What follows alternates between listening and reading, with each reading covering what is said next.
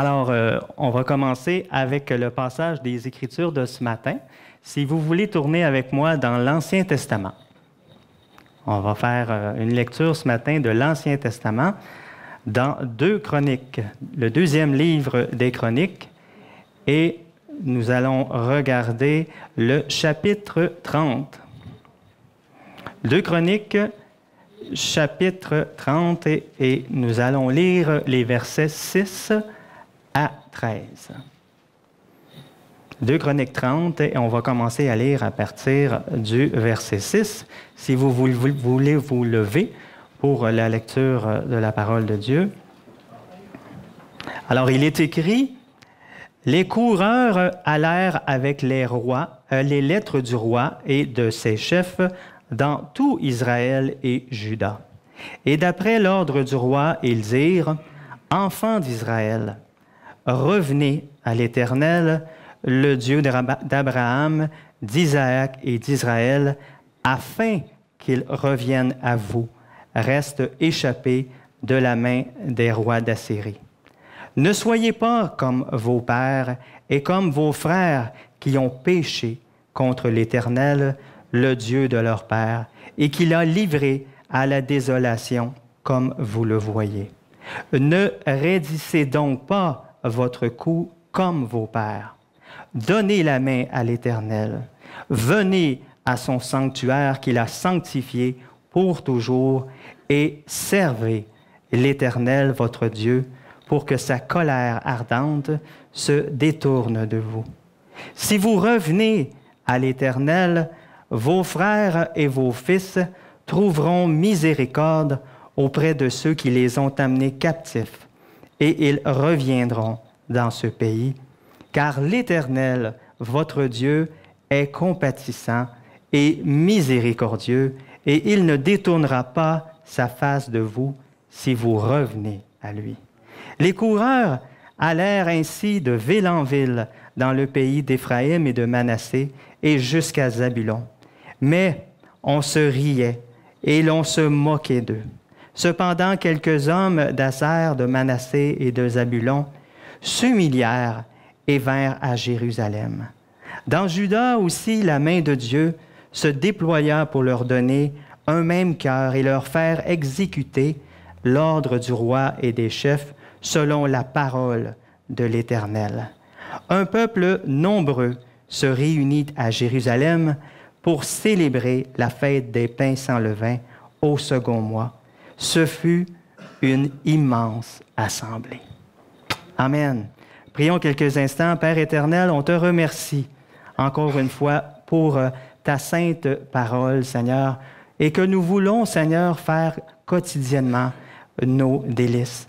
Père éternel, on est assemblés ce matin, encore une fois, parce qu'on a faim.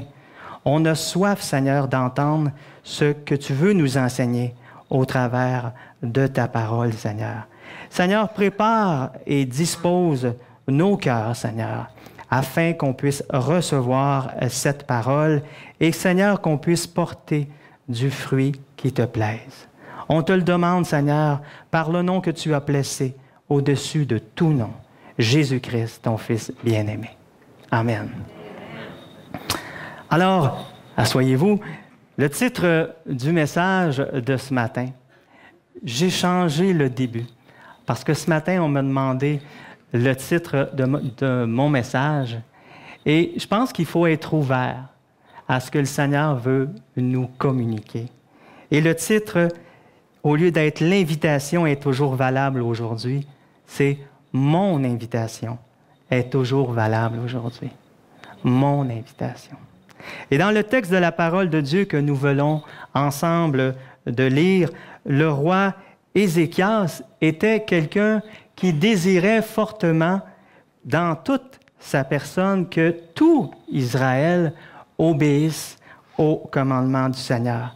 Et n'est-ce pas ce que nous aussi, nous voulons, dans nos vies, dans la vie de ceux qui sont dans notre famille, dans l'assemblée et ailleurs également, on veut que les gens obéissent à la parole de Dieu. Le roi Ézéchias avait appliqué son cœur à faire tout ce qui était droit aux yeux de l'Éternel, comme l'avait fait David, le roi David, auparavant. Et par exemple, il s'était attaqué fermement et avec force à l'idolâtrie qu'il y avait justement dans le peuple d'Israël. Et de plus, le roi Ézéchias était fidèle.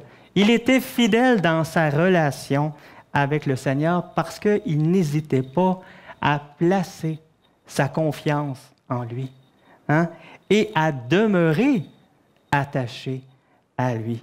Combien c'est important, encore aujourd'hui, de retenir ces bons exemples-là qu'on a dans la parole de Dieu afin de pouvoir plaire au Seigneur. Premièrement, par l'obéissance à la parole de Dieu. Hein? On veut de cœur obéir à la volonté du Seigneur. Et Jésus avait dit lui-même dans l'Évangile de Jean, chapitre 14 et verset 23, « Si quelqu'un m'aime, hein, si quelqu'un m'aime, il gardera ma parole. » Hein? Et deuxièmement, par la foi, par la confiance que nous témoignons envers notre Seigneur. Et comme nous le dit Hébreux 11, verset 6, qu'il est impossible, sans la foi, de lui être agréable. Hein? On veut marcher par la foi. Et le roi Ézéchias, dans son amour et dans son zèle, hein, pour le Seigneur, a travaillé fort. Hein? Son Dieu était sa priorité. Hein? Et on peut se demander, nous autres aussi, dans notre vie, est-ce que Dieu est notre priorité? On va se rappeler juste un instant ce que Dieu avait dit par l'aide d'un de ses prophètes dans Agé. Hein? Le Seigneur avait parlé à son peuple dans Agé chapitre 1, et si on lit à partir du verset 2, je vais vous laisser le temps de trouver ce passage, Agé chapitre 1 et le verset 2. Il est écrit, « Ainsi parle l'Éternel des armées. Ce peuple dit, le temps n'est pas venu, le temps de rebâtir la maison de l'Éternel. » Pour eux autres, là, c'était pas le temps. Le temps n'était pas venu. Hein? Le temps était pour quelque chose d'autre. Investir son temps dans autre chose, mais pas dans l'œuvre du Seigneur, pas dans la reconstruction de sa maison. Ainsi parle maintenant l'Éternel des armées. Considérez attentivement vos voies. Hein? L'importance de s'examiner à la lumière de la parole de Dieu. Quels sont les motifs, quels sont nos buts que nous poursuivons dans notre vie? Il semble donc que le peuple d'Israël avait complètement, lui, oublié le but premier pour lequel ils étaient revenus en Palestine. Il y avait un but nécessaire à cela. Et ce but-là, nous le retrouvons dans 2 Chroniques, chapitre 36 et le verset 23, qui nous dit « Ainsi parle Cyrus, roi de Perse, l'Éternel, le Dieu des cieux, m'a donné tous les royaumes de la terre, et il m'a commandé de lui bâtir une maison à Jérusalem en Juda. Qui d'entre vous est de son peuple? Est-ce que vous êtes de son peuple? Oui. OK. Que l'Éternel, son Dieu, soit avec lui et qu'il monte. » C'était ce que le Seigneur avait demandé de faire. Et on voit, selon toute vraisemblance, que le peuple accordait plus de temps à d'autres choses qu'à l'œuvre du Seigneur. Peut-être qu'ils investissaient plus de temps dans les œuvres qui sont dites temporelles. Hein? On investit plus de temps, plus d'argent dans ces choses qui ne durent pas, plutôt que d'investir dans les choses qui sont éternelles. Et ma question, on y a touché un petit peu, c'est dans notre quotidien, est-ce que nous accordons, est-ce que nous investissons, nous aussi, notre temps, notre argent, dans des choses qui, selon la parole de Dieu, ce sont des choses qui sont moins prioritaires et souvent ce sont des choses qui sont futiles aux yeux du Seigneur? Est-ce que dans notre vie, nous accordons plus de temps dans notre travail, dans nos loisirs, dans les sports? Il y a plein de choses qu'on peut investir du temps dans notre vie plutôt que d'investir dans les choses du Seigneur. Est-ce que notre priorité, et là j'en ai mis quelques-uns, est-ce que ça ne devrait pas être plutôt dans la parole de Dieu, dans la prière, dans notre ministère, dans l'exhortation et l'édification des frères et des sœurs? Vous savez qu'on a besoin, une fois qu'on a accepté le Seigneur dans notre vie, d'être exhorté, d'être encouragé, parce que la marche chrétienne, ce n'est pas une marche qui est facile. Hein? Vous savez de quoi je parle. Il faut continuer à investir du temps dans ces choses-là. Également dans les visites des malades, dans le soutien aux pauvres et surtout, dans l'évangélisation de ceux et celles qui, présentement, n'ont aucune espérance. C'est pourquoi croyons que Dieu n'exagère pas lorsqu'il dit « Considérez vos voies. Considérez attentivement vos voies. » C'est ce qu'il nous dit. Examinez-vous. Est-ce que nous prenons du temps, comme je l'ai dit, pour s'examiner à la lumière de la parole de Dieu? Et si souvent on le fait, on va découvrir probablement qu'on va être comme ces gens-là qui passaient leur temps à lambrisser. Vous savez ce que ça veut dire? Lambrisser, c'est de mettre des beaux panneaux à l'intérieur, de rendre ça beau, que ça soit beau, attrayant. Et le Seigneur, est-ce que c'est sa volonté? Est-ce que c'est ça qu'il attendait de son peuple? Hein?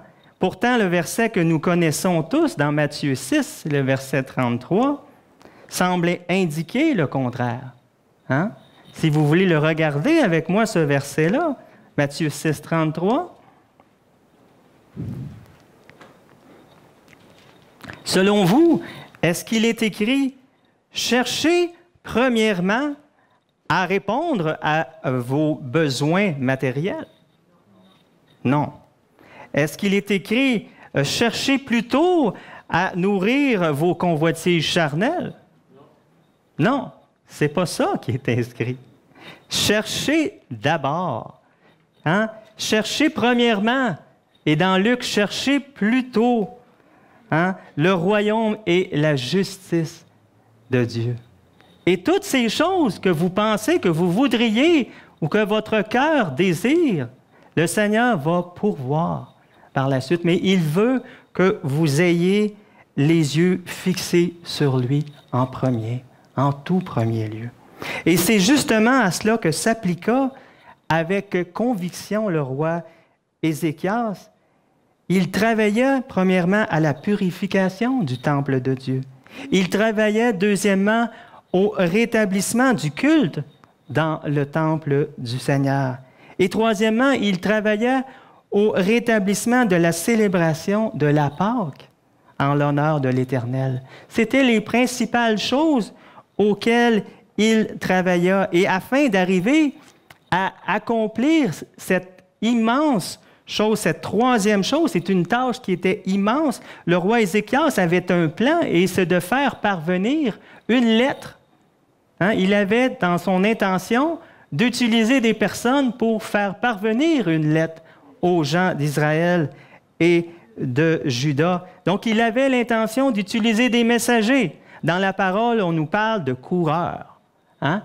On sait très bien que probablement que dans ces temps-là, il n'y avait pas de système organisé pour la livraison du courrier. Et le roi, lui, utilisait des coureurs.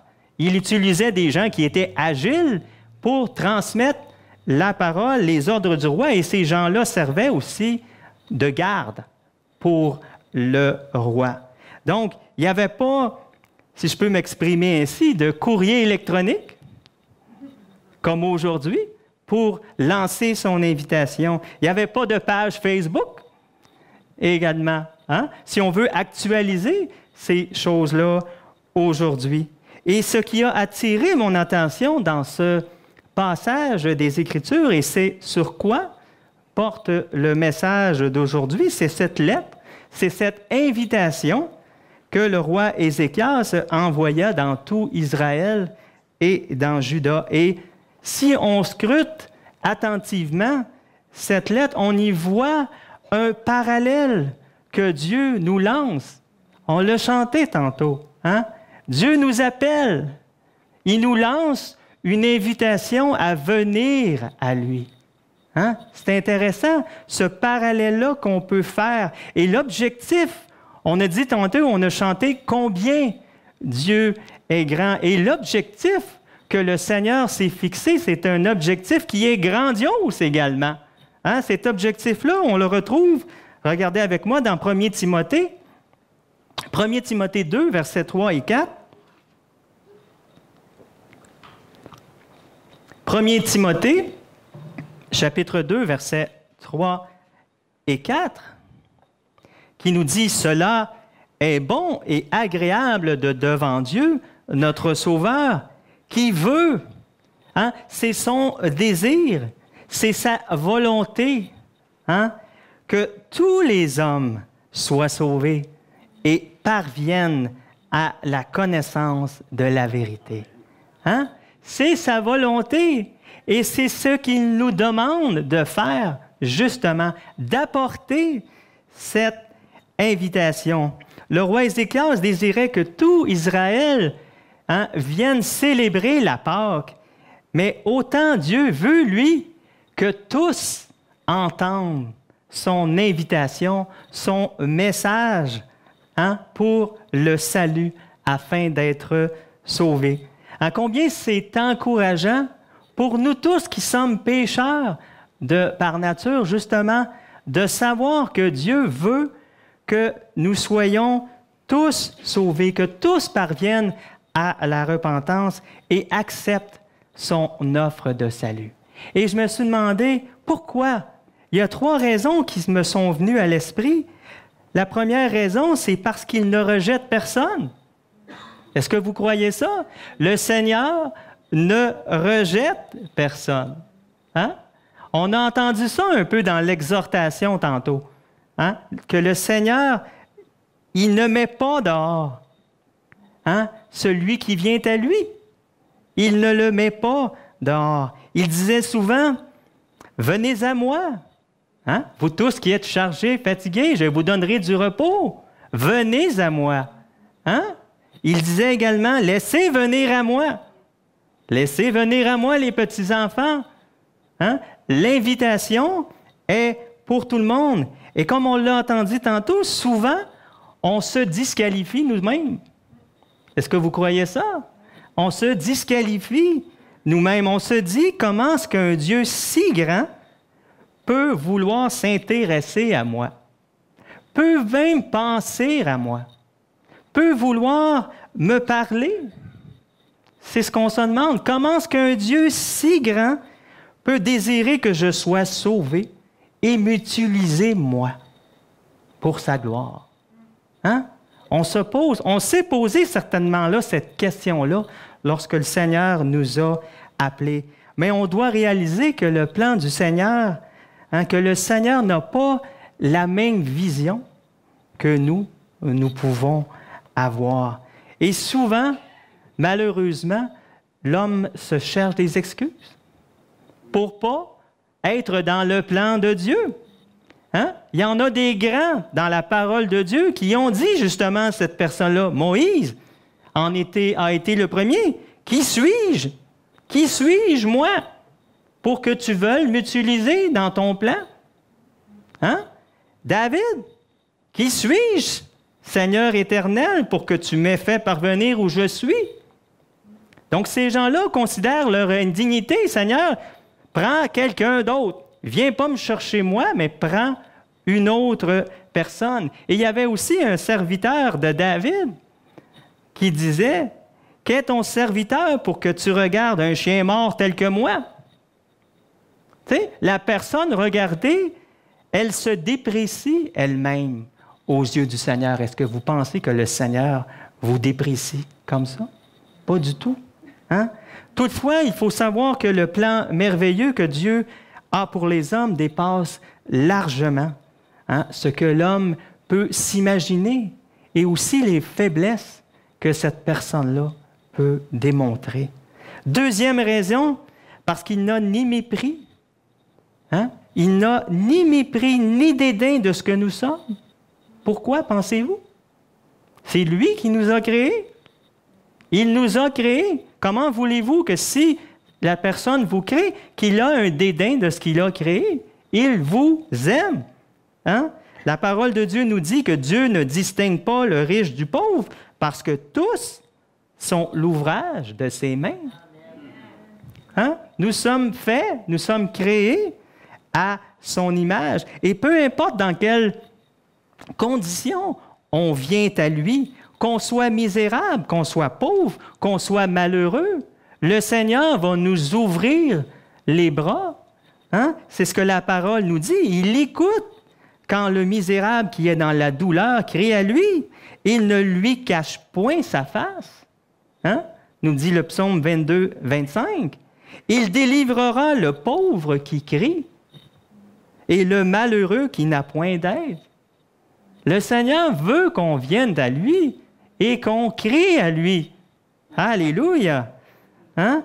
Troisième raison, car il n'y a chez l'Éternel notre Dieu ni iniquité, ni égard pour l'apparence des personnes. Il ne vous juge pas sur votre apparence, sur ce que vous êtes. L'apôtre Pierre disait dans Acte 10, verset 34, « En vérité, je reconnais que Dieu ne fait point de favoritisme. » Hein? Il vous invite ce matin et il ne regarde pas à l'apparence. Combien est-ce qu'on peut se réjouir de cela? Hein? Il faut se rappeler que Dieu ne considère pas ce que l'homme considère. Il ne voit pas les choses de la même façon que nous et il ne regarde pas à l'apparence, mais il regarde au cœur. Hein? Il regarde à votre cœur. Il regarde à la sincérité de votre cœur. Et c'est pourquoi je vous dis que cette invitation, elle est valable pour chacun de nous. Hein?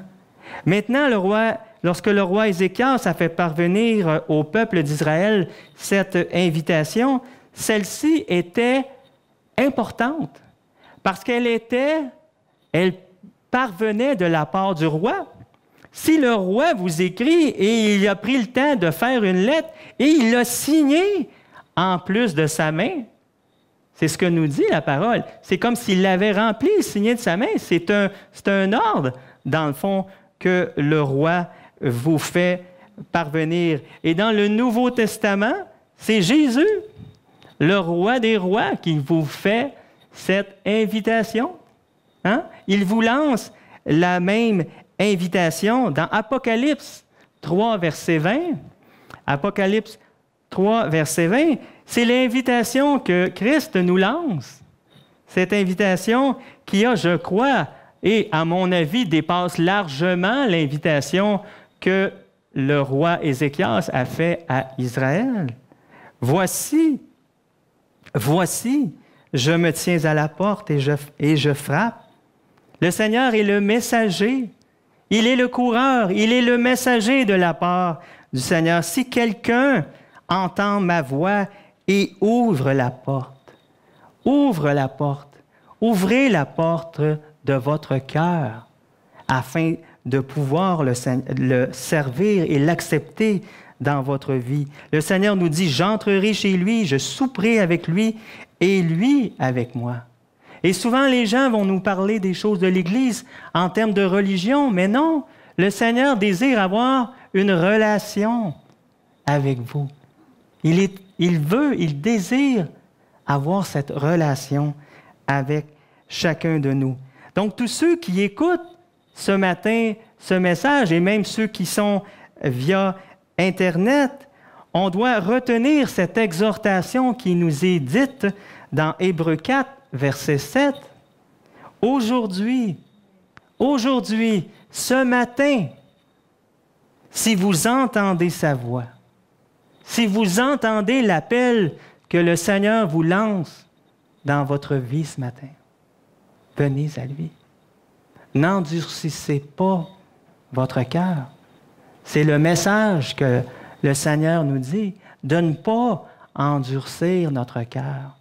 Souvent, lorsqu'on vient et qu'on apporte la parole de Dieu, qu'on évangélise les gens autour de nous, souvent, malheureusement, le cœur de ces personnes-là se ferme.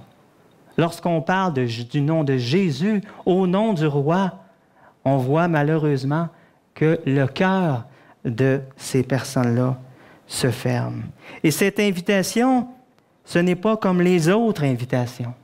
On en reçoit des tonnes. Je ne sais pas vous si vous en recevez par la poste des invitations. On vous demande d'aller ici, d'aller là, à telle date, on vous donne des détails. Mais cette invitation-là que le Seigneur vous fait ce matin, hein, c'est une invitation qui n'est pas du même genre. Hein? C'est votre salut qui en dépend. Dieu s'attend à une réponse positive. Combien de fois qu'on reçoit des choses par la poste et qu'on les jette, qu'on ne prend même pas le temps de les regarder, ces choses-là. Mais le Seigneur vous demande ce matin de porter attention à ce qu'il vous apporte comme message. Selon moi, l'indifférence sera considérée comme un refus. Hein? Si on est indifférent au message de l'Évangile, ça sera considéré comme un refus. Et on va voir ça un peu plus tard dans la parabole du festin des noces. Nous qui sommes les messagers du Seigneur, nous qui sommes ses ambassadeurs, nous devons aller vers ceux qui n'ont pas entendu parler de Jésus, en disant au nom du roi, nous vous en supplions, au nom de Jésus-Christ, soyez réconciliés avec Dieu. On vient de sa part. Hein? C'est ce qu'on fait. Nous sommes ses ambassadeurs. C'est un message de réconciliation que le Seigneur nous met à notre cœur d'apporter à ces personnes. Jésus avait dit dans Jean 17, 18, « Comme tu m'as envoyé dans le monde, je les ai aussi envoyés dans le monde. » Et nous aussi, nous jouons le rôle de coureurs. Hein? Dans la parole, ce matin, on a lu qu'il y avait des coureurs. Nous aussi, nous jouons ce rôle-là de coureurs pour le Seigneur afin d'apporter ce message de réconciliation. Pourquoi? Parce que nous avons cru. Hein? Et c'est pour cela que nous parlons également. C'est ce que la parole nous dit. Nous avons cru et c'est pour ça qu'on va vers vous et qu'on vous annonce le message de l'Évangile. On est les ouvriers du Seigneur dans une grande moisson et nous travaillons avec et pour le Seigneur afin de proclamer son salut en Jésus-Christ. Et comme les coureurs de l'Ancien Testament avaient un rôle important auprès du roi, est-ce que vous pensez que nous avons, nous aussi, un rôle important en Jésus-Christ? Nous avons, nous aussi, ce rôle-là d'apporter l'Évangile. C'est la mission que le Seigneur nous a donnée. On connaît tous Matthieu 28, les versets 19 et 20.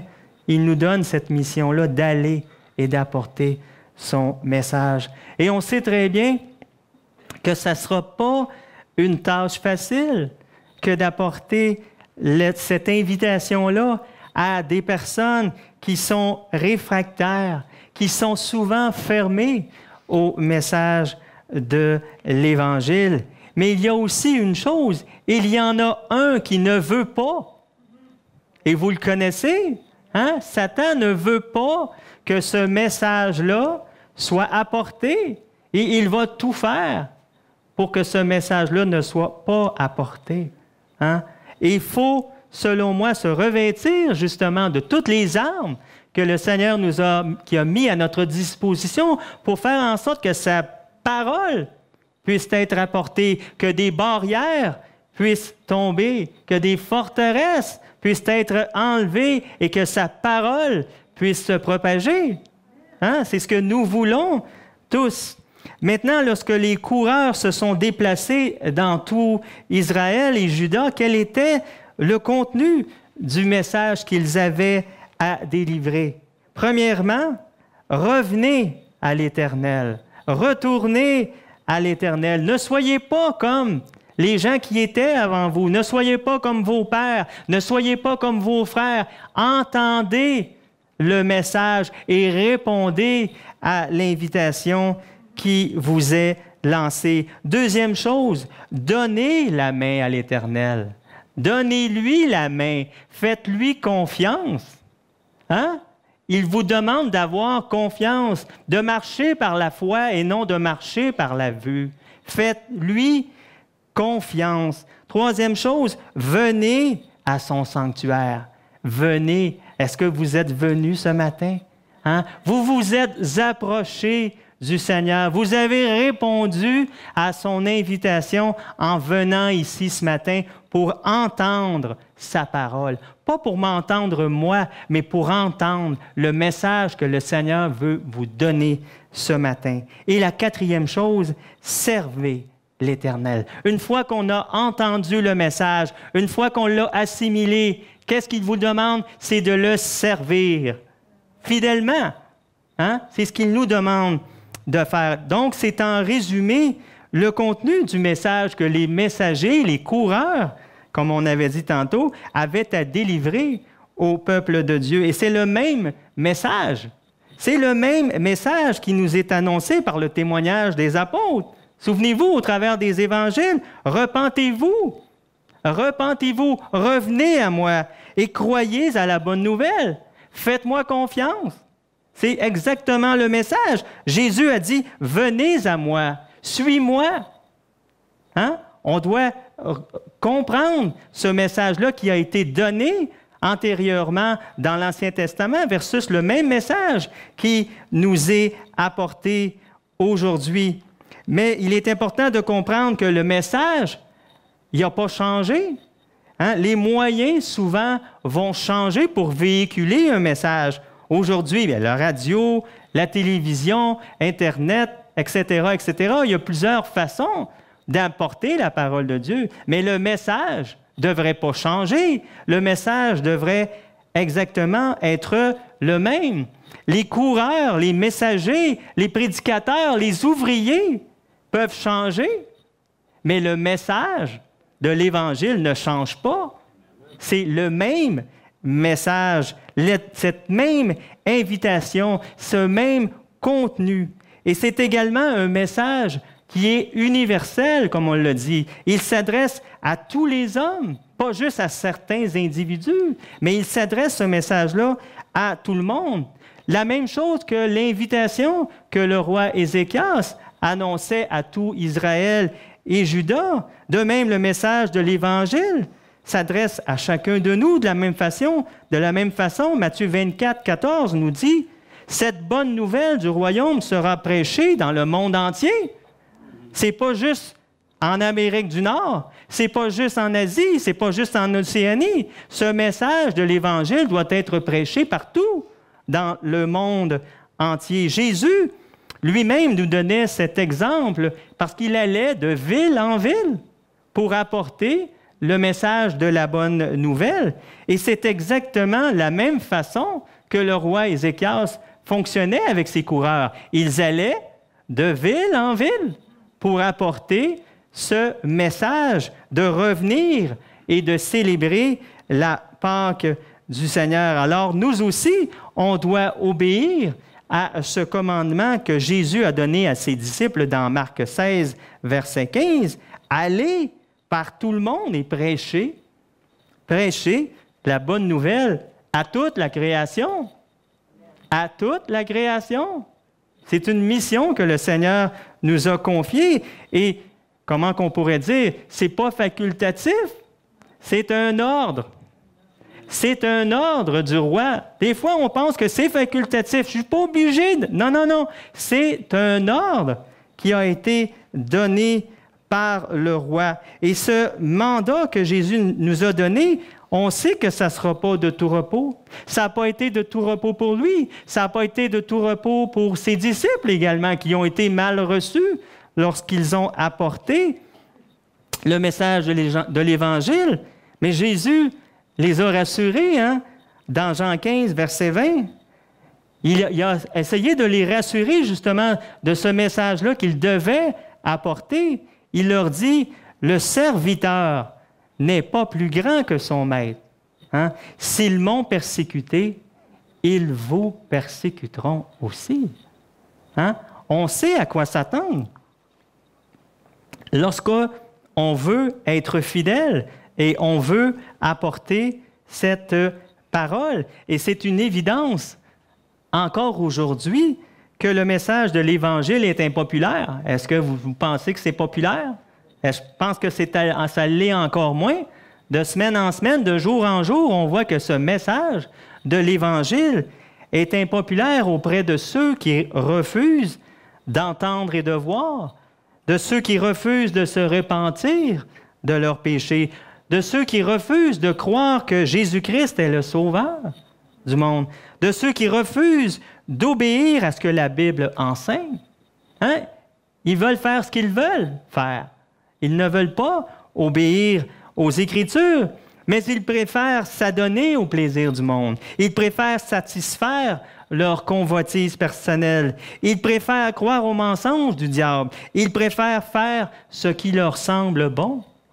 Hein? Et c'est pour ça souvent que ces gens-là se ferment à l'Évangile, parce que l'Évangile leur dit justement qu'ils sont pécheurs, qu'il faut qu'ils reconnaissent qu'ils sont pécheurs. Et c'est la raison pour laquelle plusieurs de ceux qui avaient entendu le message des coureurs, qu'est-ce qu'ils ont fait? Ils ont ri. Ils se sont moqués d'eux. C'est encore ça qui se passe aujourd'hui. Lorsque vous apportez le message de la réconciliation en Jésus-Christ, est-ce qu'on se moque de vous? Est-ce qu'on vous outrage? Oui, c'est exactement ça, cette situation-là que Jésus a vécue, et c'est exactement la même chose aujourd'hui. Je me souviens encore de ce que l'Éternel avait dit à son prophète, au prophète Samuel, lorsque le peuple d'Israël voulait avoir un roi pour les diriger plutôt que de recevoir le conseil d'un prophète. Hein? Et Dieu lui avait dit, c'est moi qu'il rejette. C'est moi qu'il rejette, afin que je ne règne plus sur eux. Hein? Donc, ils avaient rejeté sa parole parce qu'ils voulaient faire ce qui leur semblait bon. Jésus avait enseigné à la foule qui était venue pour l'écouter, la parabole du semeur, que vous connaissez tous probablement, et combien cette parabole est utile pour comprendre que oui, il y en a qui vont entendre, vont recevoir la parole, mais d'autres ne vont pas la recevoir. Ou s'ils la reçoivent, ce sera que pour un temps. Donc, on voit dans Luc 8, verset 15, ce qui nous est dit par rapport à ça, ce qui est tombé dans la bonne terre, ce sont ceux qui, ayant entendu la parole avec un cœur honnête et bon, la retiennent. La retiennent, cette parole. Il ne faut pas juste l'entendre, il faut également la recevoir. Hein? On voit cette importance-là de recevoir la parole avec une sincérité de cœur, cette invitation qui nous est lancée de la part de Christ. Et comme il est écrit dans Romains 10, verset 16, « Tous n'ont pas obéi à la bonne nouvelle. » Ce n'est pas tout le monde qui vont obéir, qui vont avoir cette attitude-là de recevoir la parole du Seigneur. Mais c'est une vérité à laquelle on ne peut pas nécessairement faire quoi que ce soit. Ce n'est pas nous qui ouvrons les cœurs. Et tantôt, on a parlé de la parabole du festin des noces. C'est ce que Jésus a voulu démontrer au travers de cette parabole-là. Si vous voulez jeter un coup d'œil avec moi dans Matthieu 22. Matthieu 22, dans les versets 1 à 7, on a justement cette parabole que Jésus annonçait à ceux qui voulaient l'écouter ou à ceux qui peut-être étaient de passage. Il est écrit « Le royaume des cieux est semblable à un roi ». Et ça donne très bien. Nous aussi, dans notre message aujourd'hui, c'est un roi qui fit des noces pour son fils. Il envoya ses serviteurs appeler ceux qui étaient invités, mais ils ne voulurent pas venir. Donc, on constate qu'il y en a qui vont refuser carrément d'entendre le message qu'il leur est annoncé. Il envoya d'autres serviteurs en disant, « Dites aux conviés, voici, j'ai préparé mon festin, mes bœufs et mes bêtes grasses sont tués. Tout est prêt. Venez aux noces. » Hein? Encore une fois, c'est une invitation qu'il leur lance. Venez aux noces. Mais sans s'inquiéter de l'invitation. Sans s'inquiéter. L'indifférence. Hein? Il y a une indifférence à cette invitation-là que Jésus veut nous faire dans notre vie. Et il y en a d'autres, ils s'en allèrent, celui-ci à son champ, celui-là à son trafic, et les autres se saisirent des serviteurs, les outragèrent et les tuèrent. Hein? Le roi était vraiment irrité.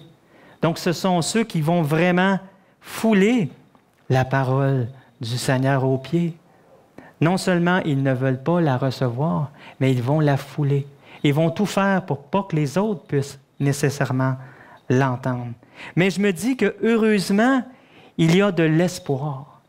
Au travers de tout ça, il y a un espoir, car nous avons un Dieu qui est patient.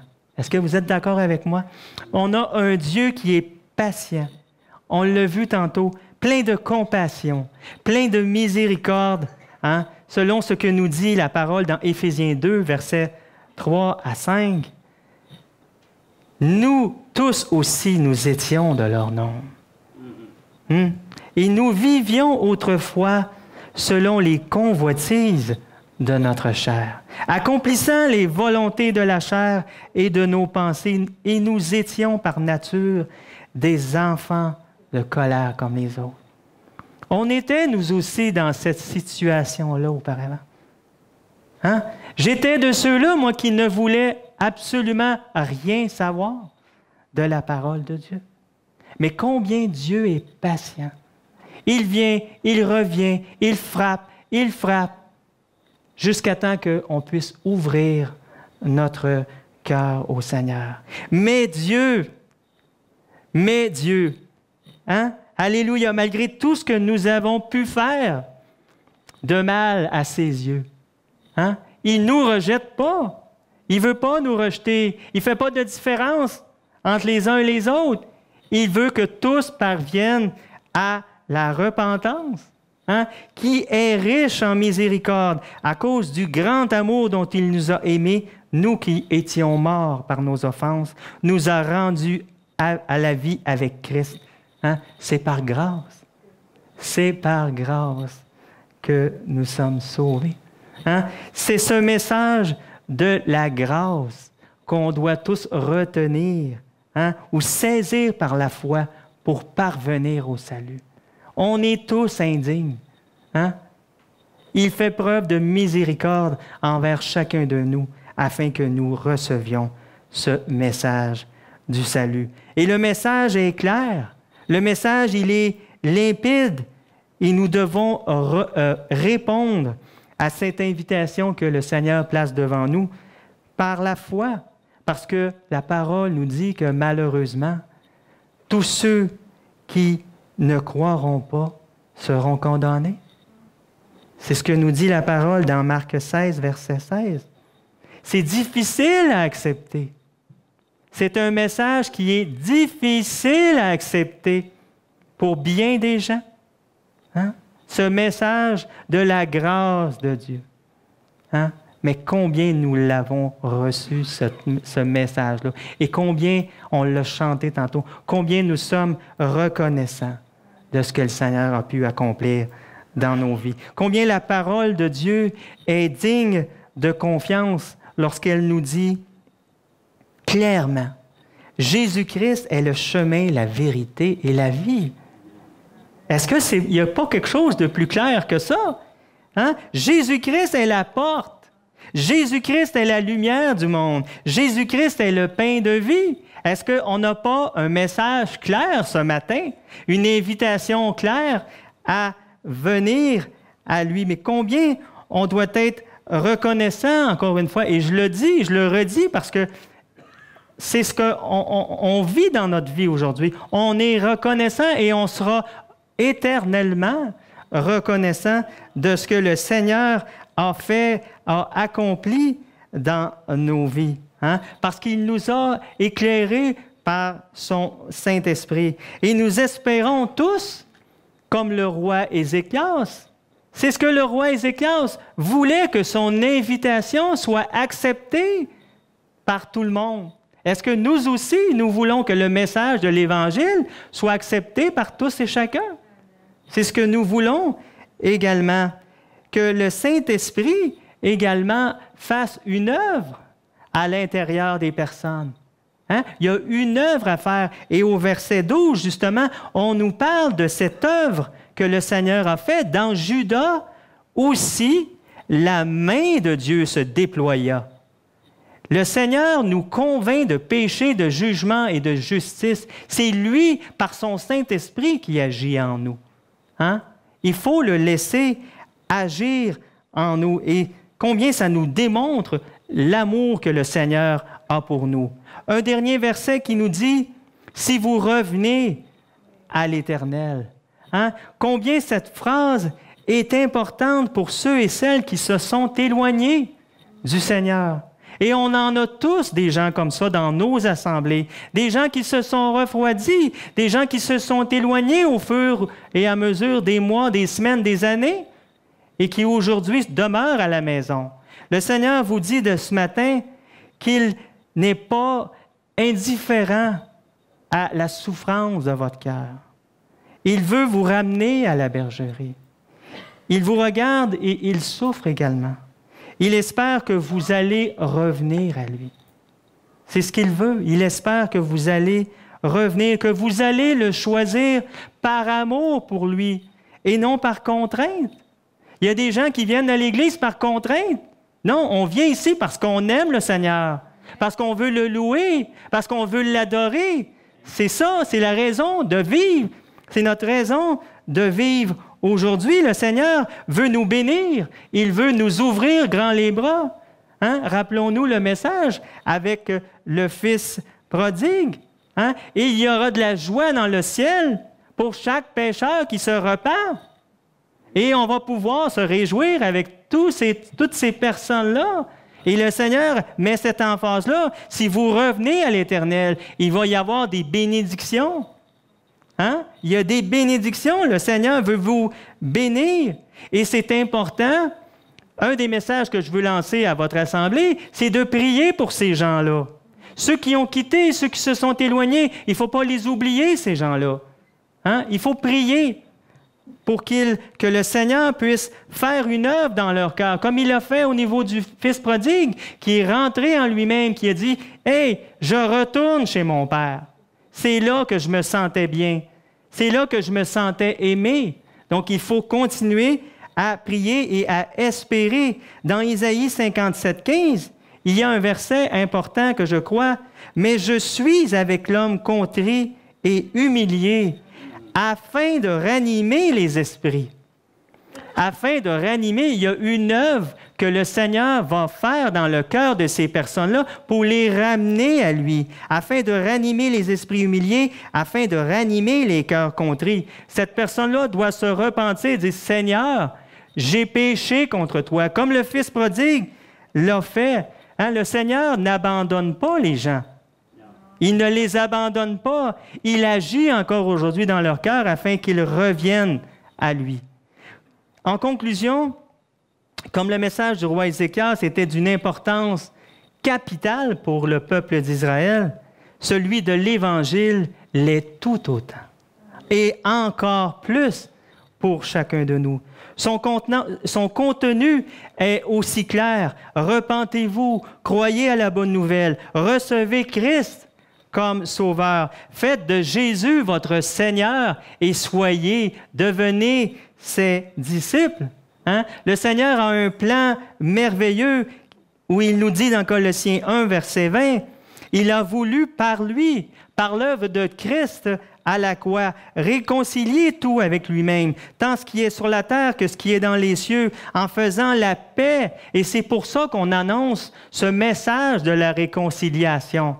Hein? La paix doit être rétablie avec le Seigneur, par le sang, l'objet par lequel le Seigneur utilise le sang de Jésus-Christ qui nous purifie, qui nous lave de tout péché.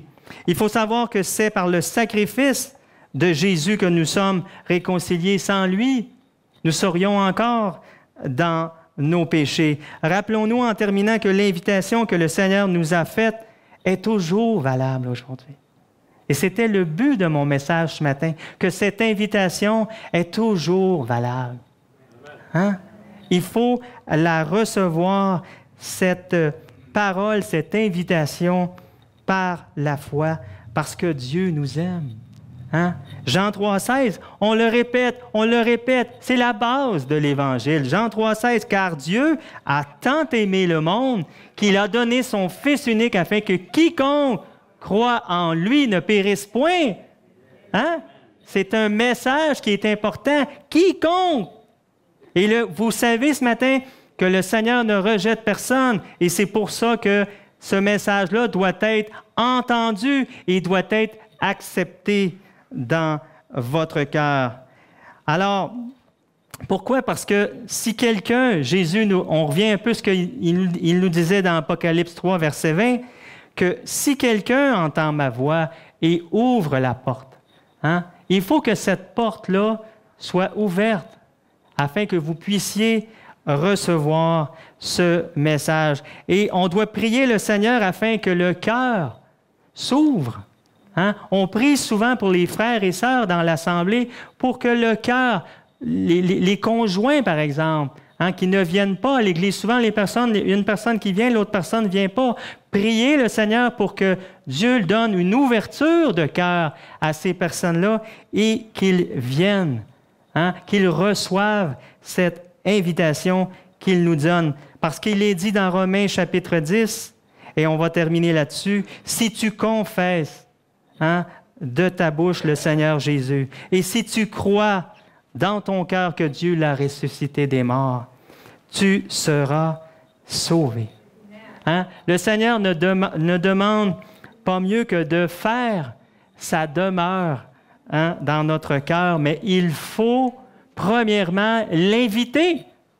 Il faut inviter le Seigneur dans votre cœur si vous voulez par la suite le recevoir. Pierre disait dans 1 Pierre 2,4, « Approchez-vous de lui, pierre vivante rejetée par les hommes. » Est-ce que parmi vous ce matin, il y a des gens qui se sentent rejetés dans leur cœur, par leur entourage, par leurs amis, par leur famille? Le Seigneur vous dit ce matin de vous approcher de lui. Et il s'approchera de vous. Il vous donne cette assurance et cette promesse ce matin. Donc, si vous n'avez pas reçu cette invitation du Seigneur encore, réfléchissez-y sérieusement. Prenez le temps de prier là-dessus et de demander au Seigneur qu'il ouvre votre cœur à son invitation. Que le Seigneur vous bénisse abondamment.